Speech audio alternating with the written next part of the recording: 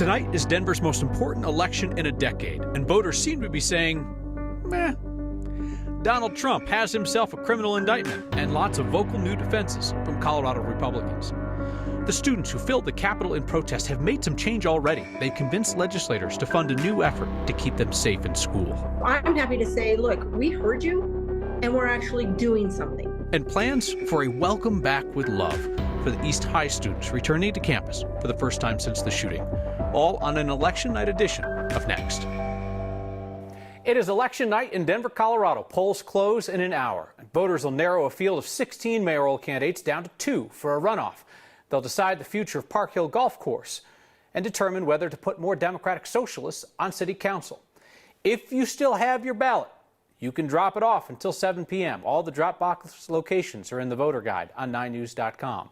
Denver Clerk's office says 25% of ballots were in by 4 o'clock. So here's how this is going to go down tonight. 7 p.m. we'll get our first results. That will be all of the ballots turned in before today. 21% of eligible voters. Here's what we know about them. They're older. 40% are 65 or older. Only 15% of the ballots returned before today came from voters under the age of 35. Party people are making more noise than unaffiliateds. Democrats make up 43% of active voters, but sent in 53% of early ballots. Republicans are 9% of Denver's active voters, and they are 12% of the early returns. Unaffiliated voters lag behind their 45% share of Denver's electorate. They are just 34% of the ballots returned. Turnout is behind what we've seen in recent municipal elections, although the clerk's office did note that the psychedelics initiative in 2019 resulted in turnout being high. So I'm not into shaming people who don't vote. I mean, listen, that's your choice. You don't want to vote, that's your deal. Unless, of course, you are part of the 9 News politics team and you haven't voted. Marshall. Bam! You know I always have these as props. I would not have 5:30 to 6 o'clock at the main Denver elections office as the most popular time to turn in ballots and catch up on some of that voter turnout. But since we've been out here in the last 20 minutes, nonstop voters dropping off their ballots. And of course, now that I say that, no one is in sight. Unlike those of you whose ballots are still at home, I'm dropping off mine and my wife's now. So if it's a close race, you can blame people like me for turning these in late because these are not going to be part of the 7 o'clock numbers. Those are the people who turned in their ballots before yesterday. So, again, if it's a close race, blame me because I'm turning it in now. We'll know my results added to everyone else's probably tomorrow. There will be another chance to vote, though, because it's likely that the mayor's race will not have someone who gets more than 50% tonight. So the top 2 vote getters will go on to a June runoff, and you'll be able to vote again. And it's a good chance for many of you to start considering someone you didn't pick the first time. Let's go back in time real quick. 2011. In the last time it was an open mayor's race with no incumbent, there were 8 candidates. Chris Romer, son of former Governor Roy Romer, finished first. Michael Hancock finished second. And 44% of the people who voted did not select either of them. So in the runoff, those 44% had to pick someone new. And after the runoff, it was Michael Hancock who won easily. It happened again in 2003. That was 34% of people who voted in the general election had to pick someone they didn't consider the first time. That was the election where John Hickenlooper became mayor. So I say all this for you to start considering. You're not going to see your number one of the 2 people who make it to the runoff. You may not see the person you voted for. So start looking up someone that you might not have considered the first time that you're going to have to pick the second time, Kyle. Indeed, the idea of disappointment is going to be shared by a significant number of people who do choose to participate because of the format. All right, Marshall, get it in there. You've got 57 minutes. Don't talk to other people. Don't forget, you're going to do it? He's going to do it right here on live TV. Is this legal? I don't know if it's legal. Whatever. It was on TV. I'm sure it's legal. All right. Go, Marshall. Jump back in. What do you got? It is. No, we got, Mike Grady, photojournalist extraordinaire, wanted to make sure that everybody knew I voted because you shamed me at the beginning of this. And it should be upside down because you voted at the last second and you have brought shame upon our politics unit. So you keep that I voted sticker upside down for the remainder of the night. Marshall, thank you. The 16-candidate field virtually guarantees that no candidate will top 50%, so we're going to head to a runoff in the mayor's race. And in fact, most of the mayoral candidates support changing the system so that Denver can make one decision once and for all and a single round of voting next time. Colorado cities are allowed to choose alternative voting methods if voters approve that via change at the ballot. So like Fort Collins and Boulder and Broomfield, they've all made the switch to ranked choice voting. At least 11 of the 16 mayoral candidates say that they would support a move to ranked choice or approval voting. Let me list them for you. Renata Behrens, Kelly Brough, Lisa Calderon's on board, Al Gardner, Chris Hansen, Leslie Herod, Mike Johnson, Terrence Roberts, Trinidad Rodriguez, Ian Tafoya, and Robert Tretta. The candidates for mayor who don't support a move to ranked choice or approval voting are Debbie Ortega, Andy Rougeau, and Thomas Wolfe. Other two candidates, Aurelio Martinez and James Walsh, didn't respond to that question.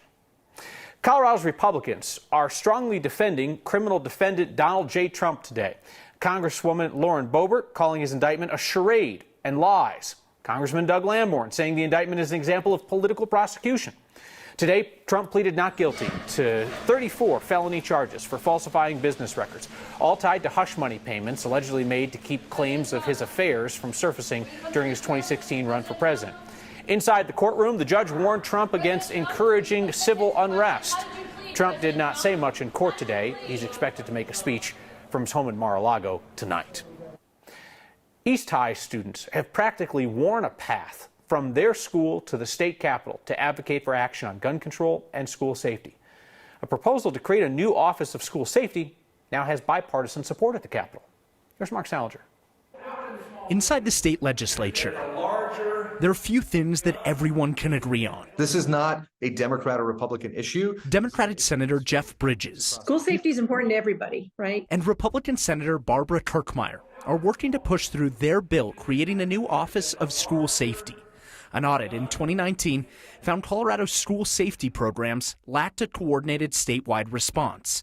This would aim to change that. This is about making sure that the folks who work on this are all under the same roof, having the same conversations, and able to coordinate their efforts. Funding for the bill stood at $6 million. Then East High School students walked out of class and into the Capitol. The budget for the bill soon rose to $16 million, adding funding for things like co-responder programs inside schools. Look, we heard you, and we're actually doing something. Only one district in the state currently has a co-responder program that sends a mental health clinician and a school resource officer to calls in classrooms. We highlighted it in Larimer County last week. Yeah. This bill would give districts around the state money to start their own programs. When we can bring a mental health professional along with a law enforcement professional, that oftentimes the outcome is much better. Amy Baca-Ohlert is a high school counselor and president of the Colorado Education Association. She's lobbied for this change, arguing not all districts have the resources and funding to support programs like this. Many of our districts do not have adequate mental health supports or other resources to respond to student needs. Solutions don't come easy. Anyone who tells you a single bill is going to solve all the problems is lying. But small steps sometimes lead to change. So this is the part where we talk again about the fact that most of the time in the state legislature, different parties don't agree on much. Democrats just passed a slate of gun bills limiting access to firearms, which they say will also improve school safety. Senator Kirkmeyer tells me they do absolutely nothing to improve safety, so you've got a little change there. Republicans, of course, Kyle, don't have much power to stop anything right now. And when we talk about where this funding goes, I presume we're talking public schools. Yeah, this is public and charter schools, schools that get funding from the state. But when you talk about private or schools like Catholic schools, for example, those won't get any of this money. Mark Salinger reporting. Thank you, Mark. When Next returns, a man who helped run Denver's elections for years explains how tonight's vote counting will play out and when we're likely to have definitive results. And an East High student says tomorrow's return to class is an opportunity to make a statement. I hope that this is a way for us to take our power back. She's asking for the community's help to show her classmates they're not alone. Next.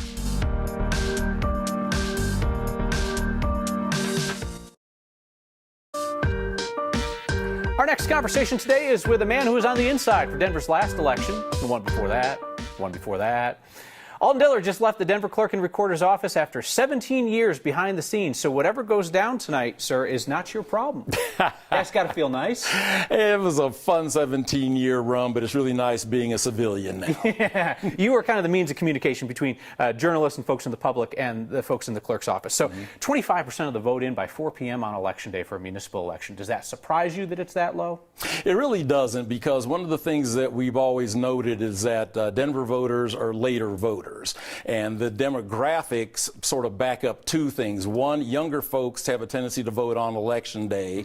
And then there are also communities, especially communities of color, who have cultural ties to Election Day. That's why you see such late walk up in Montbello, Green Valley Ranch, and areas like that. So you got Northeast Denver coming in late.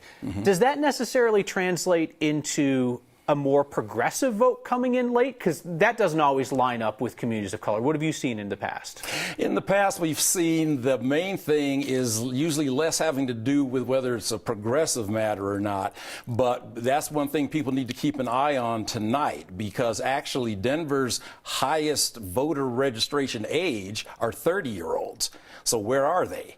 I've seen the data that's been out that everyone who's voting so far are geezers like me, and we need to see if young folks are just not interested in potholes and municipal issues, or if there's not enough ideological separation between the candidates, or maybe they're not sitting it out and they're making that last-minute push while we're sitting here talking. Yeah.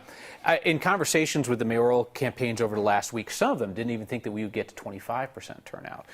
We're there now. Where do you think we're going to end up if we were at 25% at 4 p.m.? Ooh, based on that, I would say probably get somewhere in the 30s and maybe match up with what we've done in the past as a city, get it up closer to 40. And, you know, I heard you earlier. I'm one of those people who likes to shame people who don't vote. I'm sorry. People fought and died for this right. We in Colorado and in Denver make it easier to vote than pretty much anywhere in the country. So there comes the time that people need to start participating. This is the first year for the Fair Election Fund, the taxpayer-approved taxpayer financing of elections. 39% of the Fair Election Fund matches that went into the mayor's race went to two people, Kelly Brough and Mike Johnston, who raised a ton of money. The other 11 candidates taking funds split the other 61%. Does that surprise you? Not at all, because one of the things, there's two things to note there. One, the Fair Elections Fund was a citizen initiative that actually passed on the ballot. And then the other part is you have to sort of say, don't hate the player, hate the game. I was a U.S. Senate staffer during the passage of McCain-Feingold, so the fact that people who are well-heeled and well-known and have big power brokers supporting them, that's not a shock at all. Yeah. Last question here. I want to have you back for a full conversation about this. Majority of the mayoral candidates like the idea of going to ranked choice voting or approval voting. How easily could Denver implement that if voters approved it? It would be practically pretty easy to do that now that you think about it. One of the things, the technology already exists when it comes to that, but you have to keep in mind that there's an education component. It's not rocket science. We've had people down from Minneapolis and some of the other jurisdictions that have implemented it. But the other thing that needs to be discussed are Denver's low signature thresholds. It should take more than 300 signatures to run for citywide office in a city of 715,000 people. Yeah, I asked the mayoral candidates about making it harder to get on the ballot. Only 2 of them said yes. I didn't specify signatures, but I said harder to get on the ballot, and we got virtually no takers on that idea. There anyway, were some crickets. Yeah, we'd love to have you back for a longer conversation about ranked choice voting. Alton Dillard, thank you so much. Alton will be with us throughout the evening as we have our coverage on 9 News Plus and on 9 News at 9 and 10.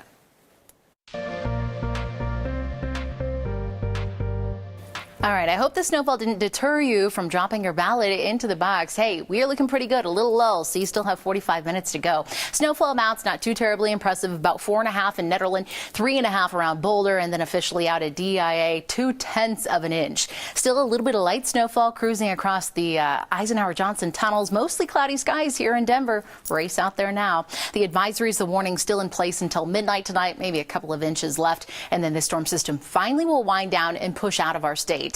As we zoom in, you can see still a little bit of light snowfall on the south side of town, up into the foothills, still coming through around Estes Park. We'll zoom out, and as we tap into a bit more Gulf moisture, that's going to increase once again those thunderstorms late tonight. In fact, we could see some long track tornadoes, so we'll be keeping a close eye on the south and the Midwest as we look ahead toward this evening and even into tomorrow. Storm system tracks to our east, making way for really the last remnants of this storm tomorrow afternoon. It'll be unsettled. It'll still be cool out there, with a couple of quick little flurries, and then finally things really dry out as we look ahead toward Thursday and Friday. Futurecast early tomorrow, a bit of sunshine for you, but the clouds quickly race in after lunchtime. 3-4 o'clock, there it is. A couple of quick flurries, nothing major, no accumulation, and then they're long gone. Daytime highs back to the 40s for us, teens, 20s up in the mountains, then we rebound quite nicely. Look at your Easter weekend, back to the 60s and 70s with 80s on deck next week.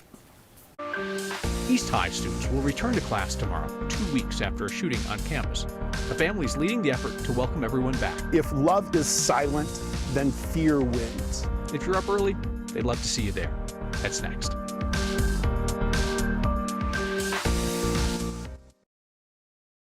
The students at East High are going back to class tomorrow for the first time since the shooting, where a student shot 2 deans before spring break. A group that's supporting East students is asking for the community's support tomorrow morning. Our Byron Reed caught up with them. I think Wednesday will be a really hard day for a lot of students. Going back to a place with a feeling of uncertainty, Kind of a hope that there will be support. Is what worries East High School senior class president Hadley Haggiseth. Because I don't know if we're going to be going back to school, just like straight back to classrooms, or if we're going to have a school assembly. So just kind of a lot of fear and unknown right now. It's a feeling, she says, that's difficult during a time that's supposed to be some of the best years of her life. It's hard being known as a school that has shootings or gets swatted or has bomb threats, and not a school that has a beautiful theater program or one of the prettiest architectures in the state. Hadley and her dad set up an event at the school. The event that's going on Wednesday is called East High School Return to the Power of Love. By getting the community involved. With 2 shootings happening in one month here at East, you realize that numbers game is coming to an end. You know, that this is happening too often, and a lot of kids are getting hurt by it. So it's scary. Christian Haggiseth is Hadley's dad and has another daughter who attends East. He says he wants the community to come out to cheer on students and administrators. If love is silent, then fear wins. And so let's take away from this to remember that we have to step up to act in love. It's an event these two hope will bring the community together. I hope that this is a way for us to take our power back and to really show up for one another. To make those first steps back less difficult. East is not a broken place. East is a whole, very loving, powerful place, and we make that as a community. For Next, I'm Byron Reed. That event starts at 7:30 tomorrow morning. The crowd's going to gather at the Esplanade entrance right off of Colfax. Your feedback tonight involves mayors and Republicans and Democratic socialists. Oh my. That's next.